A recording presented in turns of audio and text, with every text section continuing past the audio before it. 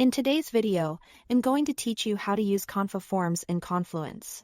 First, open Confluence and head to your home page so you are starting from a familiar place. We're going to add a powerful form builder called Confiforms, which lets you capture structured data right on your Confluence pages. On the left sidebar, click Apps. From there, choose Explore More Apps. This opens the Atlassian Marketplace inside Confluence. In the search bar, type Confiforms and look for Confiforms data forms and workflows for Confluence. Select it, then click Try it free. Follow the on-screen prompts to complete the installation. If you don't see the option to install, it may mean you need site admin permissions. So check with your administrator. Once the install finishes, you are ready to build your first form. Open an existing page in edit mode, or create a new page if you prefer a clean slate. In the editor, type a / and start typing Confiforms. From the suggestions, choose the Confiforms form definition macro. This is the backbone of your form. Think of it as the blueprint that defines what data you collect. Give your form a clear internal name and add a readable title.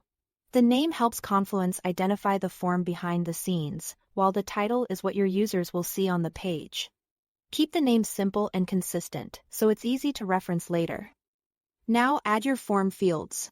You can tailor these to your needs with text fields for short inputs, text areas for longer responses, date pickers for scheduling, and file uploads if you need attachments. For each field, choose labels that make sense to your audience, and consider adding placeholders or brief descriptions to guide them.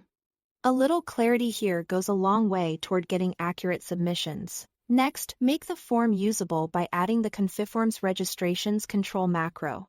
Place it on the same page, typically right below the form definition. This control renders the actual input form your users will interact with. The definition sets the structure. The registrations control turns it into a live form. Most of the time, it will automatically detect your form definition on the page, so you won't need extra configuration. When everything looks good, publish the page. Publishing activates the interactive form so you can immediately try a test submission and confirm it behaves as expected. If something doesn't look right, just edit the page again, tweak the fields or labels, and republish. That's it. Thanks for watching.